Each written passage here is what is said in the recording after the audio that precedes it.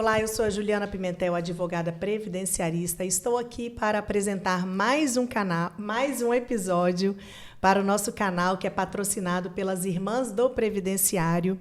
E hoje eu estou recebendo duas queridas amigas advogadas trabalhistas, expert no assunto, referência no direito do trabalho, que é a doutora Alice Cardoso, advogada trabalhista, presidente da Comissão de Direito do Trabalho da OAB Espírito Santo em 2023-2024, sócia do escritório de advocacia Cardoso Damascena Advogados, e também com a doutora Amanda Kaiser, advogada trabalhista e também atuante em demandas de divórcio. E eu já quero pedir para vocês seguirem o nosso canal, compartilhar esse episódio também, deixar seus comentários, porque o tema hoje é muito importante. Com certeza nós estamos aqui para trazer um assunto que pode ajudar muitas pessoas. Nós vamos falar sobre saúde mental no local de trabalho, os impactos trabalhistas e também os impactos previdenciários. Sejam todos bem-vindos. Seja bem-vinda, doutora Amanda Kaiser. Muito obrigada, doutora Juliana. É um prazer estar aqui com vocês, contribuir por essa pauta tão importante, principalmente nos dias de hoje, né? Um tema super atual, que a gente tem a honra e o prazer de contribuir com vocês, um pouquinho que a gente sabe. Obrigada. Seja bem-vinda, doutora Alice Cardoso. Obrigada, doutora Juliana, que eu vou chamar de Ju, né? Porque, Com afinal de certeza. contas, a gente, no meio da advocacia, acaba fazendo esse networking com os amigos e se aproximando cada vez mais. E eu já te considero uma amiga. Para mim é uma honra muito grande estar aqui hoje com você, com a doutora Amanda, também uma grande amiga, e para falar desse tema tão sensível, tão delicado, mas que, como a Amanda falou, tão importante nos dias de hoje, em que a gente vê que a saúde mental ela tem sido constantemente violada nos ambientes de trabalho. E vamos trazer aqui algumas dicas, né, para que as pessoas possam se resguardar e viver melhores nos ambientes laborais. É isso mesmo. Uma honra para mim tê-las aqui, né? Duas amigas, exatamente como a Alice falou, né? Na nossa advocacia, a gente acaba aí criando essa rede de apoio, esse vínculo aí entre as nossas amigas, colegas advogadas de profissão, os colegas também, né? A gente fala aí na terminologia jurídica, os colegas de profissão, né? Mas com vocês verdade. eu posso dizer que são duas amigas queridas. Obrigada. Que a advocacia me deu de presente. É uma honra tê-las aqui. Tá? Igualmente. Então, Obrigada. nós vamos falar então desse assunto, como a Alice disse, né? Um assunto que está em alta, que são as doenças psiquiátricas, né? Hoje, eu na minha advocacia previdenciária, eu posso testemunhar que o número de pessoas que chegam até a mim com problemas psiquiátricos hoje aumentou. Antigamente, as pessoas tinham mais problemas referente a doenças ortopédicas, né? E hoje em dia, esse sofrimento psíquico, ele aumentou muito na sociedade. E aí eu queria conversar com vocês um pouquinho sobre essa situação, né? Quando esse sofrimento psíquico, essa doença psiquiátrica que a sociedade pode ter, um trabalhador pode ter, pode ser caracterizado como doença ocupacional. E aí eu queria que você explicasse para a gente, Amanda, para os nossos internautas, o que é uma doença ocupacional. Ju, se assim me permite chamar. Claro. A doença ocupacional, como o próprio nome já diz, é aquela que tem uma relação com a sua ocupação no trabalho. Ela tem uma ordem direta ou indireta, que através de uma perícia médica realizada por um perito do juízo, de confiança do juízo, ele vai verificar se aquela doença sua tem uma relação direta com o trabalho, que a gente chama tecnicamente de nexo causal, ou se tem uma relação indireta, que é a concausa. Através dessa perícia, o processo vai ser instruído e, normalmente, os julgadores têm uma tendência muito grande de valorar a prova pericial produzida no processo trabalhista. Mas é muito importante, para além de se reconhecer uma doença ocupacional, por isso que a gente sempre sugere para os nossos clientes que vêm com essa demanda, que hoje, inclusive, aumentou substancialmente, né? Antes nós tínhamos demandas do trabalho de trabalhei, não recebi as minhas verbas rescisórias corretamente, ou sofri um acidente, quebrei uma perna e não foi observado o meu período de estabilidade. Eram demandas mais corriqueiras trabalhistas. E hoje a gente observa um cliente já chegando com uma demanda de ordem psíquica. Então, nós, profissionais do direito, também precisamos nos readequar a esse novo normal. E que, convenhamos, não é normal, Ju. Não é normal. As empresas, os trabalhadores, eu acho que existe uma responsabilidade até recíproca e precisa de uma cautela do Poder Judiciário ao reconhecer essa doença ocupacional como exclusivamente ocupacional, porque essa pessoa é um indivíduo, ele tem uma história. E aí eu me valho para as empresas, que as empresas precisam ter esse olhar macro para o trabalhador, ter uma ouvidoria. A gente vai falar, provavelmente vamos evoluir nesses temas um pouco mais tarde, no decorrer da nossa conversa. Mas a doença ocupacional em si é aquela que tem relação com o trabalho. E pode ser de várias ordens. Pode ser uma doença vinda de um assédio moral, de um assédio sexual, de uma sobrecarga, de excesso de metas. Então, hoje nós temos aí um tema que está super em voga, que é a NR1, que ela antes ela abraçava a NR6 e a NR9. Agora ela foi reformulada. As empresas têm aí o período de 12 meses, né, Ju, para se readequar e implementar a partir de maio de 2026 campanhas efetivas. As empresas estão em teste, estão sendo observadas. A partir de maio do ano que vem, elas já poderão ser fiscalizadas para implementação de medidas eficazes, preventivas de doenças psíquicas no trabalho. Então, essas doenças ocupacionais são aquelas que têm relação com o trabalho, que podem ser de várias ordens, inclusive psíquica, Sim. que é o que nós temos visto agora de uma maneira muito aumentada. Exatamente. E aí, Alice, nós podemos considerar que assim, o trabalhador, né, ele adquire essa doença ocupacional, como a Amanda disse, né, que é adquirida ali no trabalho, em algum ambiente que seja assim tóxico, né, um ambiente adoecedor, né? Infelizmente é uma realidade, tá?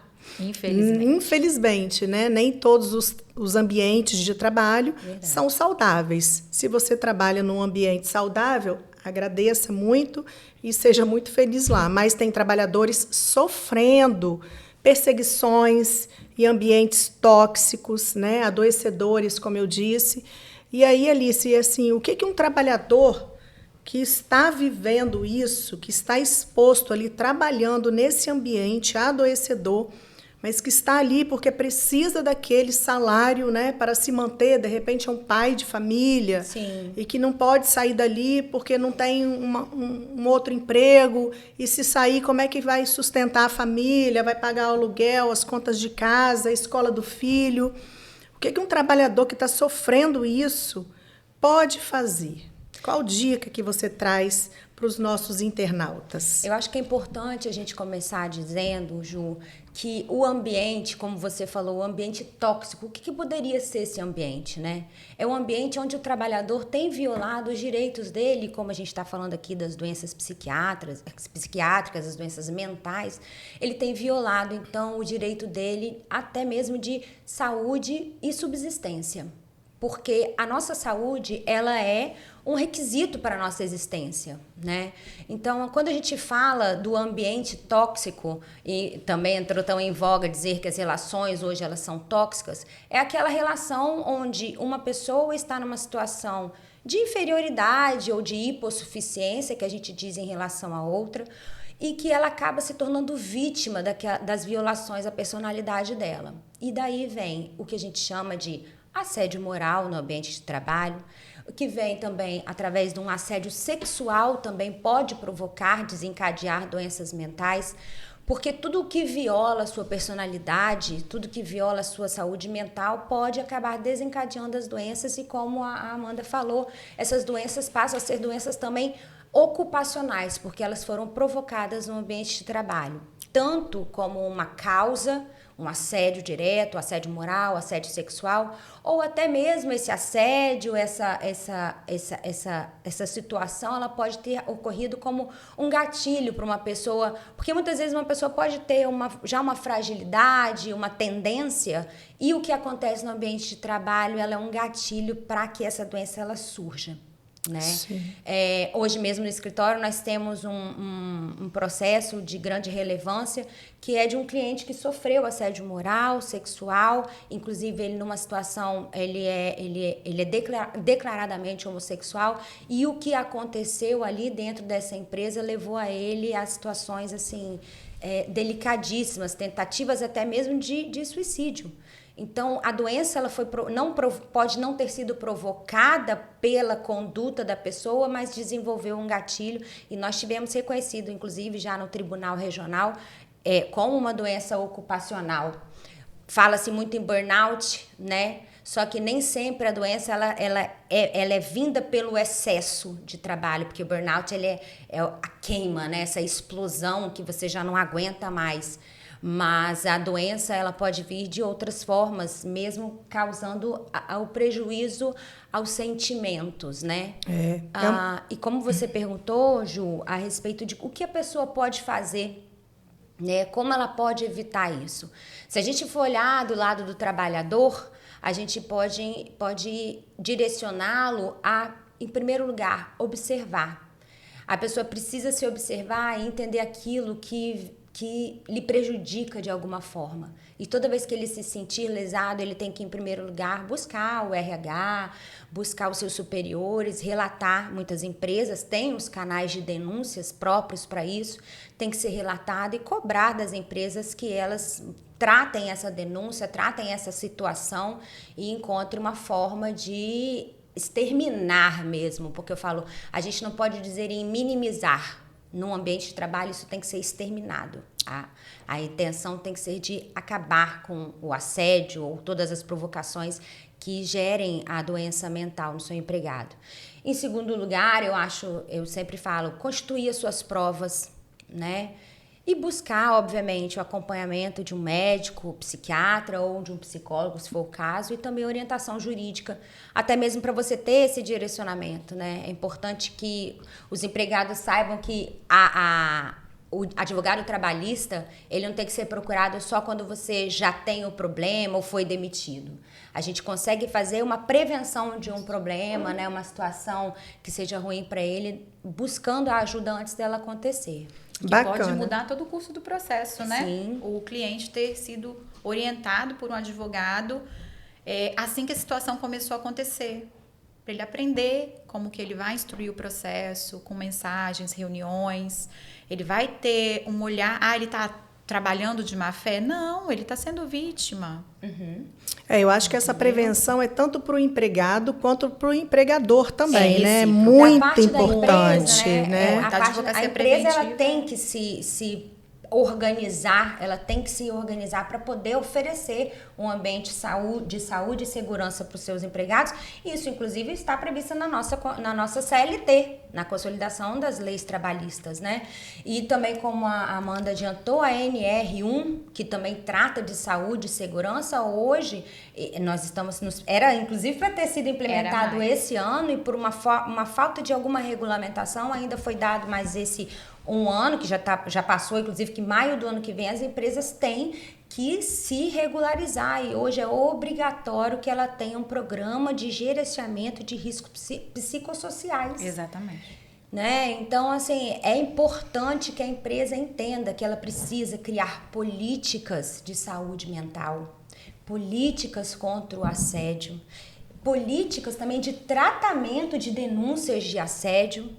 Através de palestras também ela pode, ela terá, inclusive, obrigatoriamente, a partir do ano que vem, que dentro desses programas, ter treinamentos sobre saúde mental, porque ela é responsável por aquele empregado que está lá dentro.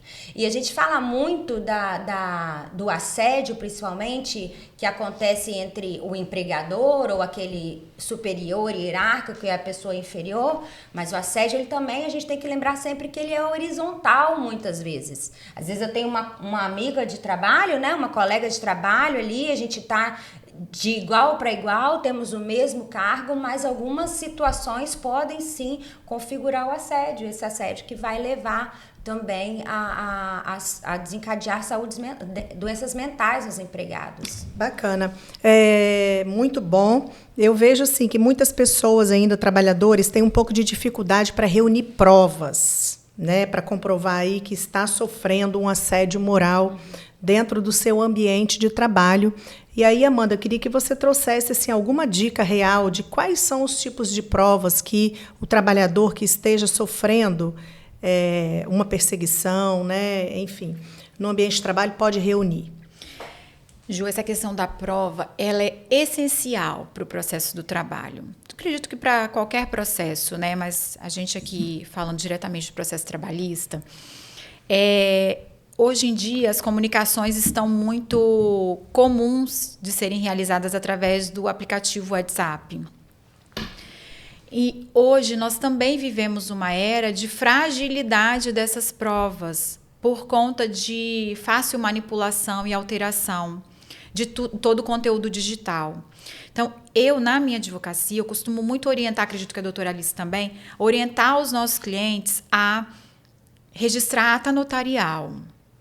Você traz uma fidúcia, uma credibilidade para aquele documento que foi avaliado por um cartório, através de uma ata que registrou o número, o CPF da pessoa, de quem é a titularidade daquele telefone. Então, você leva para o juiz uma prova robusta. Sim, então eu recebi aqui, por exemplo, do empregador, né, do meu chefe, mensagens aqui ofensivas, eu pego essa conversa no WhatsApp, vou lá no cartório Exatamente. E peço para descrever ata notarial. Ela tem um custo, é verdade. Então, é um investimento. É um investimento, porque para o processo vai fazer toda a diferença. Sim. Inclusive, nós temos julgados hoje de juízes que afastam provas de WhatsApp sem ata notarial. Aquelas mensagens só printadas, só né? o print. Então, é muito importante, quando você for fazer o print também, você observa que tem a data da mensagem. Só que ela aparece muito rápida, a data. Logo, ela expira, apaga. Então, é importante que esse print contenha, inclusive, a data, para você sintonizar o juiz de quando aquele fato ocorreu. Sim, mas o mais seguro é a ata notarial. A ata notarial, sem dúvida alguma. Como ela tem um custo muito alto, eu sempre oriento de fazer a ata notarial das partes principais da conversa. Sim. Do assédio, da parte do assédio, de uma conversa mais séria, de uma reunião gravada, você leva para fazer a transcrição da reunião, daqueles trechos da reunião que são realmente favoráveis ao processo do trabalho. Para além das mensagens de WhatsApp, nós temos os e-mails, de preferência que sejam e-mails institucionais. Se for uma empresa que autoriza o e-mail pessoal, ok, você tem ali o domínio, você está recebendo do domínio da empresa e está respondendo do seu pessoal. Mas que não é muito usual, acho que isso mais para empresas menores, né? Sim. Normalmente, a troca de e-mails institucionais é outro caminho de prova. A gravação de reuniões, sendo que você é um interlocutor daquela reunião, também é uma prova que vai ser avaliada. Se você puder registrar a ata notarial daquela reunião, ótimo. Se for uma reunião muito longa, vai ficar custosa. Então, depende muito do perfil de cliente que você tem, que esse é todo um cuidado que a advocacia trabalhista também precisa ter, que nós recebemos vários tipos de cliente. E para as empresas, é importante trabalhar isso com os seus gestores. Porque se você tem um ambiente de trabalho saudável, por mais que um empregado esteja ali com a intenção de processar a empresa, ele não vai conseguir. Então, a empresa também consegue se prevenir. Se ela tiver um ambiente de trabalho saudável, salubre, você vai dificultar um trabalhador que está ali intencionalmente, que a gente sabe que também existe, sim, infelizmente. E que, como advogadas, a gente tem que orientar muitas vezes esse perfil de cliente. Olha, me parece que aqui não existe indício para uma ação. E talvez direcionar até para algum colega recusar aquele cliente, por ver que é uma ação que está projetada, arquitetada, e que não foi um problema ocorrido em si. Então, a gente precisa ter muito essa cautela profissional também. Mas como provas, acho que essas são as mais tradicionais, principalmente no mundo de hoje, né? Fotos do ambiente de trabalho, foto de um trabalhador desmotivado, de uma reunião com cobranças, vídeos, né, dos momentos. Então, hoje a gente dá para trabalhar com uma... Acho que eu queria só poder complementar um pouquinho. Eu acho muito importante também, Amanda, e é o que eu sempre oriento meus clientes, duas provas que eu acho que são fundamentais também são a prova testemunhal. Então, buscar nunca estar sozinho, sabe? Ter aquele colega de trabalho que você tem uma proximidade maior, porque lembrando que testemunha não pode ser amigo, mas íntimo, o colega de trabalho pode ser sua testemunha. Então, que você procure não estar sozinho.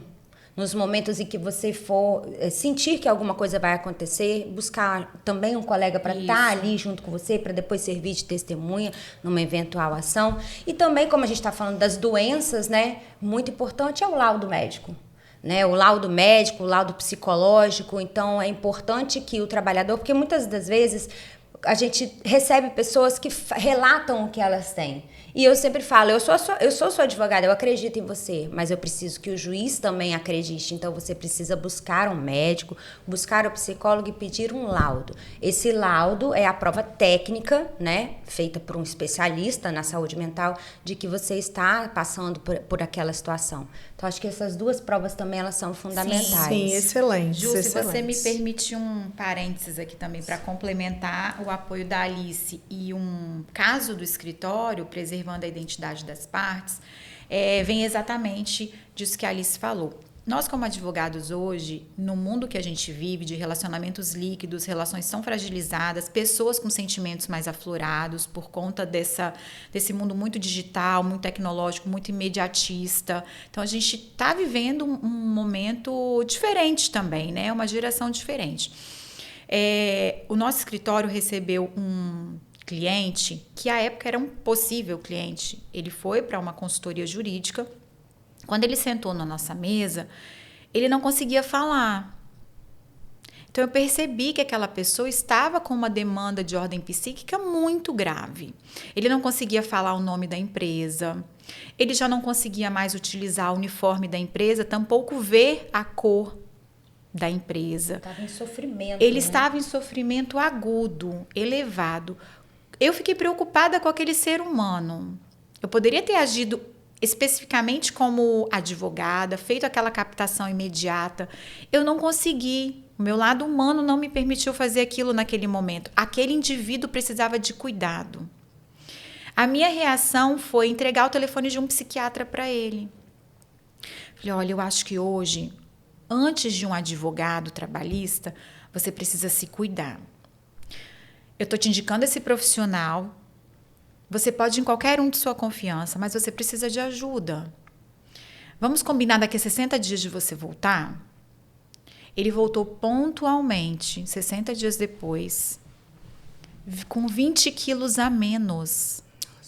Dele tratar o estado avançado psiquiátrico dele e ser afastado da empresa, ele perdeu 20 quilos. Ele conseguiu pegar o filho dele, recém-nascido, no colo pela primeira vez. Ele precisava de ajuda. Então, nessa reunião de 60 dias, a gente passou a orientá-lo sobre as provas. Ele já voltou com laudo médico, descrevendo toda a situação que ele vinha passado. Isso já foi uma orientação minha na primeira reunião. Ele já começou a pensar em prova testemunhal, começou a conseguir falar de outros colegas que vinham sofrendo a mesma coisa, que nós os utilizamos como testemunha do processo. Então, hoje, o advogado também precisa ter esse lado mais humano, de muitas vezes receber um cliente desse tão fragilizado e não pensar só na captação, mas pensar em atender esse cliente como um todo. Com certeza, mesmo porque também um trabalhador, para enfrentar uma demanda trabalhista dessa, ele precisa entender que não vai ser tão rápido, que a solução vai vir num processo judicial, né? Às vezes demanda 1 ano, 2 anos, 3 anos, e que ele tem que estar assim, forte para participar de uma audiência. Muito. Você imagina, se ele não estava conseguindo, né, ver a cor da empresa, que dirá sentar numa mesa de audiência e olhar para o representante da empresa. Exatamente. E tudo mais. Então, parabéns pela sua atitude, Amanda. É isso mesmo. Ele, com certeza, se fortaleceu um pouco mais para enfrentar uma demanda trabalhista, se foi o caso, né? E aí eu queria aproveitar a oportunidade aqui também e falar para quem está aqui nos assistindo que, paralela a essa questão trabalhista que a Alice e a Amanda estão trazendo aqui para a gente, em algumas situações é possível também que se suspenda o vínculo trabalhista para que esse trabalhador seja encaminhado para o INSS para receber um benefício incapacitante nesse período, né? Quando o trabalhador, aí vocês falaram muito bem da apresentação da documentação médica, dos laudos, né? Se ele tem um atestado médico de 15 dias, por exemplo, e fica afastado 15 dias pela empresa, né? Esses 15 primeiros dias são pagos pela empresa e ele aí necessita de mais tempo de afastamento, porque ele tem um laudo médico dizendo que ele está incapacitado para trabalhar, aí a orientação é que se agende uma perícia no INSS, né? E que se a perícia for favorável para ele, ele passa a receber, então, pelo INSS o benefício incapacitante. O contrato de trabalho dele se mantém ali suspenso, não há demissão nesse período. Um empregado ele não pode ser demitido da empresa nessa situação, doente, incapacitado para o trabalho. E aí dá para trabalhar as duas esferas, né? A esfera trabalhista e a esfera previdenciária.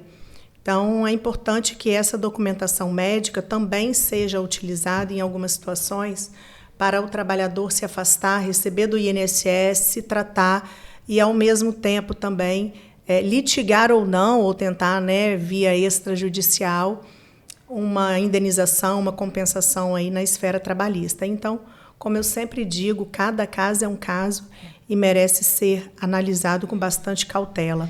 Mas, Ju, dentro também, aí é uma dúvida que eu acho que você vai poder, obviamente, orientar, mas o trabalhador, depois que ele é demitido também, ele pode constatar a doença. Né? Muitas vezes, durante aquele vínculo empregatício, ele ainda não recebeu orientação, aquele trabalhador que busca o advogado depois que é demitido, e aí ele chega em nossos escritórios e percebe que realmente a gente percebe, como a Amanda falou, através desse atendimento humanizado, e isso é muito importante dentro do direito do trabalho, porque a gente lida com pessoas. Exatamente. Né? E quando a gente fala da doença mental, então é mais específico e mais sensível ainda. Mas mesmo quando ele é demitido, ele também vai poder, dentro do período de graça, né, do INSS, buscar esse auxílio. Sim. Vamos trazer um exemplo prático aqui. Então, trabalhador, ele foi demitido de uma empresa e aí, após a demissão, adquiriu aí, né, descobriu que está incapacitado para o trabalho, né? É possível, sim, que ele agende uma perícia no INSS, que ele tenha laudos médicos e que faça a perícia, né? Se a perícia do INSS for negada, ele ainda tem a oportunidade de judicializar contra o INSS. Então, o que uma pessoa, um segurado do INSS, necessita preencher de requisito para ter direito a receber um benefício incapacitante? Ele precisa ser segurado do INSS, estar contribuindo, né? E existe um prazo que você pode ficar sem contribuir e ainda estar segurado do INSS. 1 ano sem contribuir. Então, por exemplo, ele foi demitido, né, e não tem um novo trabalho, não está contribuindo. Ele pode ficar 1 ano sem contribuir, que ele ainda está com a qualidade de segurado preservada. E esse prazo pode estender por mais 1 ano, se ele comprovar aí a situação de desemprego. Em alguns casos, pode se estender por mais 1 ano, 3, tá? No máximo. Aí é caso a caso. Então, pode sim. É possível que esse trabalhador, né, como você trouxe, dê entrada no INSS e busque aí um benefício incapacitante, né? Porque o benefício do INSS, o benefício incapacitante, é para que a pessoa se afaste do trabalho, né? Se afaste das suas atividades para se tratar, né? Então, mesmo com com um contrato de trabalho ativo, né? Como a gente vem falando aqui, no caso de um trabalhador que está ali na empresa, mas está num ambiente tóxico, não está aguentando mais, né? Eu até indico, olha, procura se afastar desse ambiente, né? Busca um afastamento pelo INSS e um advogado trabalhista para cuidar desse processo trabalhista enquanto você se afasta logo e passa a receber pelo INSS, né? Olha só que interessante que você me falou aqui, a gente vai lembrando, né, dos casos que a gente trabalha. Muitas pessoas, elas têm receio do afastamento, né? A pessoa, ela é vítima de uma situação, ela está ali sofrendo um assédio, está com cobranças de metas excessivas ou constantes humilhações e ela precisa do afastamento. Só que muitas pessoas recebem um diagnóstico de burnout, por exemplo, ou diz que existe uma doença mental ali sendo desencadeada por uma situação de humilhação ou de assédio moral ou sexual, e quando o médico psiquiatra fala, eu vou te dar um afastamento, ela fala, não quero afastar. Por receio de perder o emprego. Receio de retaliações, né? O medo de perder o emprego, o medo de ser mal visto naquele ambiente de trabalho pelos seus próprios colegas. Então, a gente, né, como no nosso dia a dia, na nossa advocacia, nós temos o dever também de orientar as pessoas nesse sentido. Se você recebe um diagnóstico, se você tem o direito a afastar, e é necessário que você se trate, porque você tem o resto da sua vida pela frente, eu falo sempre assim para os meus clientes, você tem o resto da vida. Então, aquele momento em que você necessita, ouça o seu médico.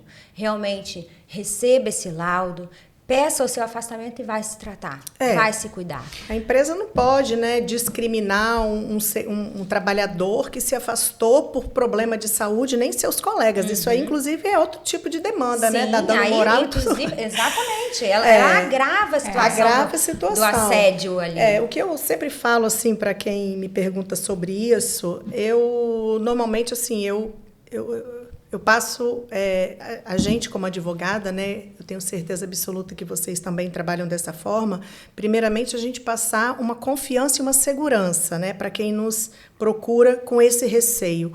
O receio a maioria tem, mas olha, não tenha medo. Né? Se você está enfrentando um problema desse, procure um advogado especialista que lhe traga segurança e faça o que tem que fazer. Se for preciso se afastar, se você tem uma orientação médica para se afastar, quer dizer, é a vida da pessoa que está ali em risco. Se afaste. Mesmo porque também já participei de algumas demandas em que o nosso cliente ficou afastado pelo INSS, voltou para a empresa, 5 dias depois a empresa demitiu. Isso também é uma chance possível da empresa responder a um processo trabalhista. Sim. Por quê? Evidentemente, certamente, é uma dispensa discriminatória.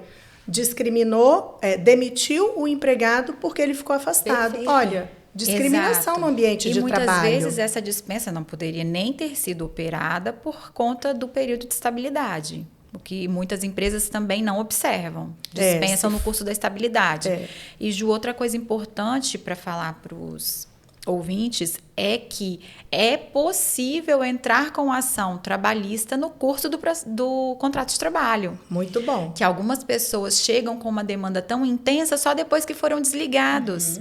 E estavam sofrendo aquilo tudo durante o trabalho, por represália ou por necessidade de colocar o pão na mesa de casa. Então, essa demanda ela pode ser judicializada enquanto você está trabalhando. E a gente, enquanto advogados, nós vamos tentar um pedido liminar para que aquela situação se suspenda, que esse profissional seja remanejado de setor até que o processo trabalhista se resolve. Ou que vai ser através de um afastamento previdenciário, se for o caso, Exatamente. A depender do nível da demanda. Exatamente. E aí, nesse caso, Alice, quais são as responsabilidades assim do empregador, né? Então nós temos a situação de um empregado passando por esse problema, esse sofrimento, né, psíquico com os laudos médicos. O que ele pode pedir numa ação trabalhista? O trabalhador.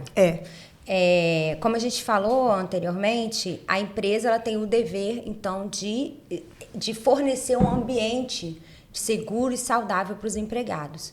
E o que você tem que fazer quando você percebe que alguma coisa ali no seu ambiente está em desequilíbrio, né? E são esses desequilíbrios nas relações de trabalho que muitas vezes acontecem.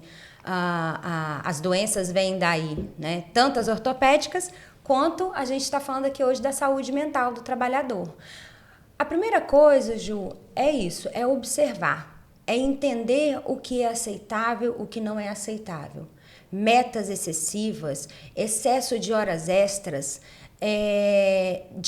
direcionamento de palavras ofensivas, toques inapropriados, palavras que também têm um cunho sexual ou de uma intenção de humilhar. Tudo isso são situações que podem ser configuradas, o assédio moral ou o assédio sexual, se for o caso.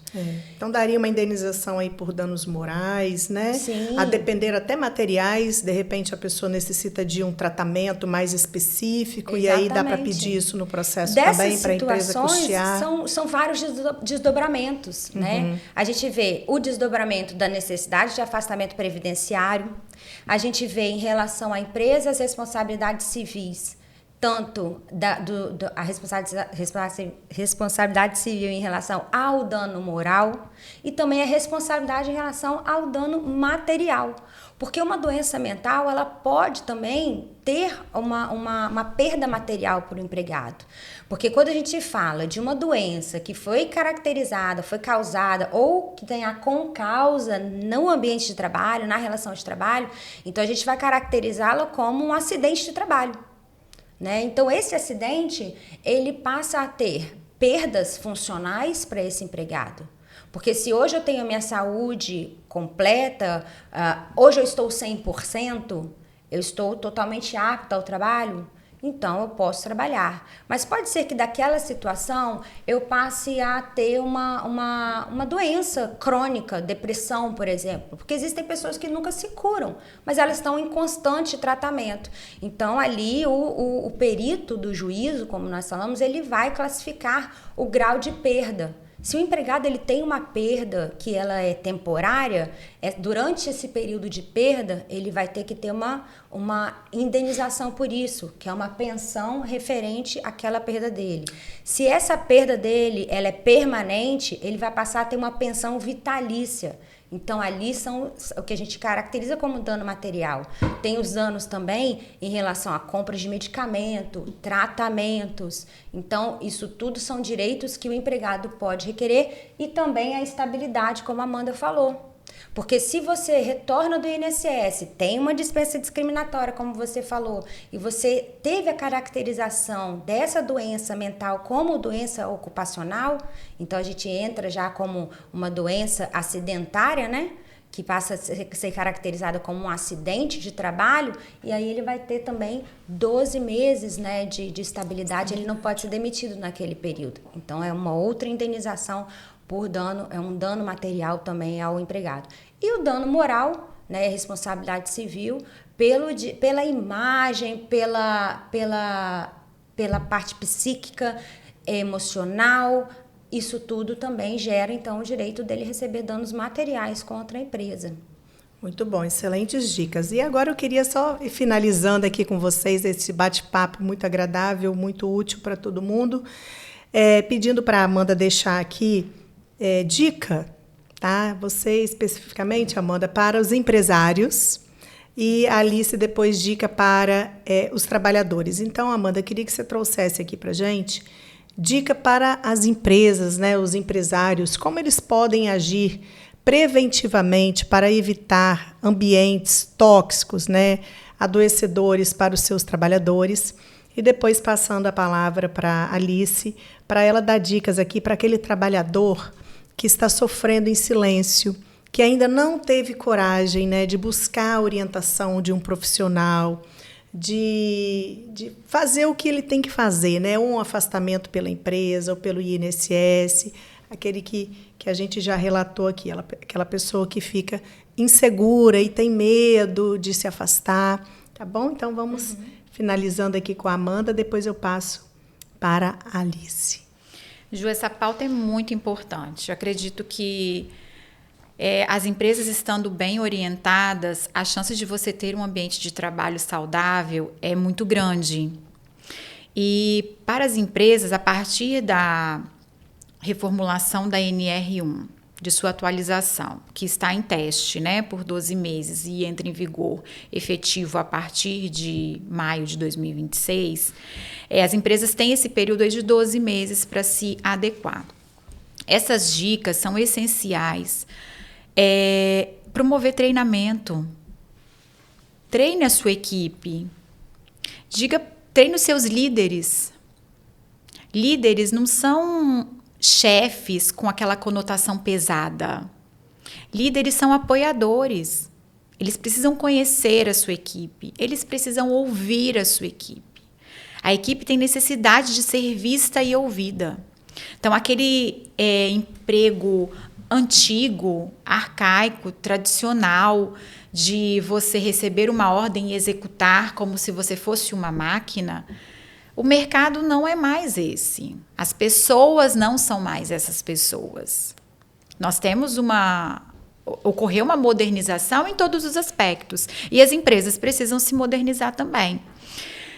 Abertura e criação de canais de denúncia são excelentes porque se preserva o sigilo do denunciante, a empresa tem o conhecimento daquele fato e pode, a partir daquela denúncia, adotar medidas efetivas quanto à sua prevenção, que muitas vezes os superiores não tinham nem conhecimento. Por serem gestores, estarem envolvidos com outras situações da empresa. Então, a abertura de canal de denúncia, ouvidoria que aí você tem a troca, é o profissional que não está com vergonha de ser identificado. Senão você vai para o canal de denúncia, que você preserva o sigilo. Mas na ouvidoria, você recebe o seu colaborador, você ouve, você atende naquilo que for possível. Naquilo que não for possível, você conversa, você justifica, você explica que a empresa tem também fatores limitadores, sejam por questão de custos ou não. E algumas vezes você tem um gestor e um líder que pode estar contaminando toda a sua equipe. E aí, né, a gente também pode deixar como orientação aqui, Amanda, se você me permite, em algumas situações é necessário tirar essa pessoa que está contaminando, né, que o empresário possa ter essa coragem, né? Coragem. É preciso fazer a demissão, né? Senão você compromete uma equipe inteira. Toda por conta de uma pessoa que está contaminando. E né? olha o risco que você assume de demanda trabalhista, de uma equipe inteira contaminada por um único gestor. Exatamente. Então, você tem dois problemas. Você tem uma equipe doente, que cada um se revela de uma forma, né? Uns são mais fortes, outros já têm os gatilhos, como a doutora Alice pontuou, e às vezes uma situação por si só já é o suficiente para aquela doença vir à tona, uma doença mais grave de ordem psíquica, e você assume o risco de ação trabalhista de um setor inteiro. Enquanto você pode, enquanto proprietário, enquanto CEO, quem detém da autonomia de empregador, promover o desligamento ou a readequação de postura daquele profissional. Então, hoje nós temos meios muito eficientes. Troque um e-mail com o seu chefe, com o seu patrão, com o dono da empresa, com o RH e leve as demandas. As empresas precisam estar preparadas para receber a sua equipe e assim ela pode se blindar, porque a gente não pode impedir um trabalhador de entrar com a ação. Ele tem um direito constitucional de ajuizar uma ação, mas você pode prevenir a sua empresa de não ter, para a sua empresa ser exitosa na demanda. Provar em juízo que você adotou as medidas preventivas eficazes, especialmente em relação à saúde mental do trabalhador. Muito bom, ótimas dicas, muito obrigada. E agora, a Alice, eu queria finalizar com suas dicas para aquele trabalhador, né, que está sofrendo em silêncio naquele ambiente de trabalho ali, sem orientação, sem coragem para dar um passo de tratamento e de se libertar desse ambiente tóxico. Eu acho que a primeira palavra é justamente essa que você disse, Ju, coragem. Eu costumo dizer que quando um empregado ele busca a justiça, ele não está falando somente em nome dele, ele está falando em nome de todos aqueles trabalhadores em todo o Brasil que sofrem as mesmas coisas que ele e muitas das vezes, como você disse, calados.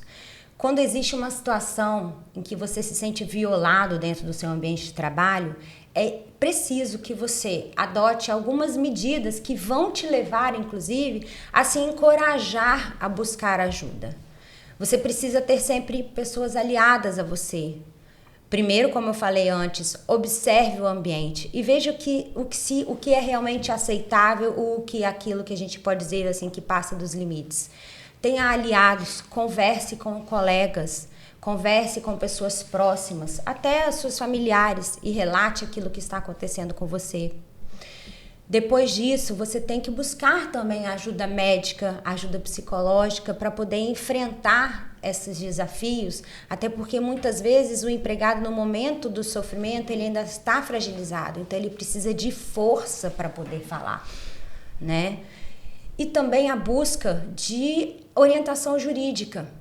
Quando a gente chega, quando o empregado chega no escritório de advocacia, ele vai receber as orientações para que ele se prepare para enfrentar uma demanda, se for o caso, ou também que ele receba orientações que ele pode até mesmo resolver o problema dele naquele ambiente sem precisar demandar judicialmente.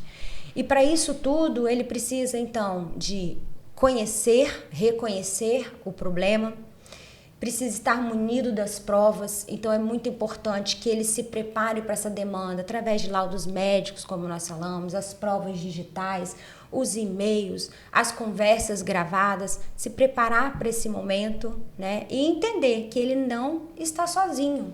Você ser vítima de um assédio, você ser vítima de assédio moral, assédio sexual, ou você está passando por um momento, uma doença mental, uma fragilidade que seja, não é vergonha. Não é vergonha. Então a gente precisa ter a consciência de que o medo de retaliação, ele não pode existir, porque a empresa também ela tem o dever dela de não permitir que retaliações aconteçam naquele ambiente. E se acontecer, nós temos a Justiça do Trabalho justamente para poder ter o ressarcimento disso.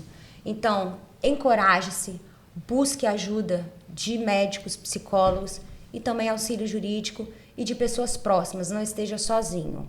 Porque existem as ferramentas jurídicas justamente para que você seja protegido e possa sair dessa situação. É isso mesmo, excelentes dicas. E eu quero aqui também deixar uma dica, tá? Para você, internauta que está aqui nos assistindo, né, se identificou com esse assunto aqui em mesa ou conhece alguém que precisa de alguma orientação, eu gostaria de deixar uma dica de indicar o trabalho dessas duas advogadas brilhantes, a doutora Amanda Kaiser e a doutora Alice Cardoso, especialistas em direito do trabalho.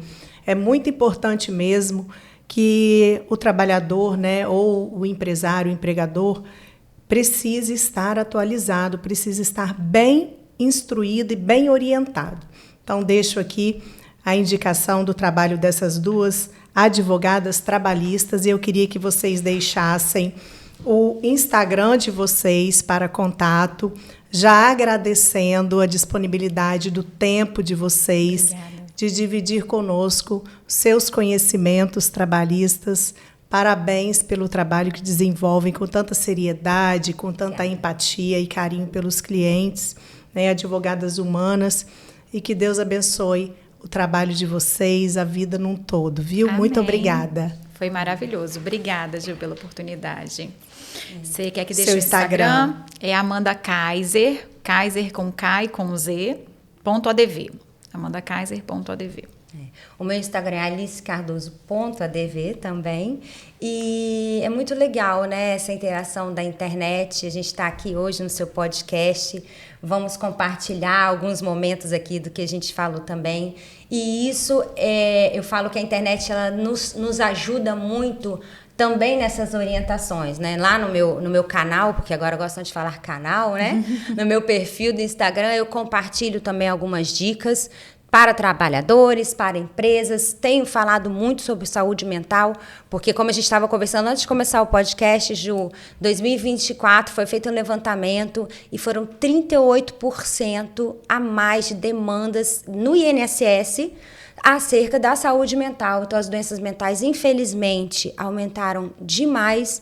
É um assunto que nós precisamos continuar falando. E ali no nosso Instagram, eu, a Amanda e você também, Juliana, tenho certeza, a gente responde as pessoas que nos apresentam questões, compartilhamos também essas questões.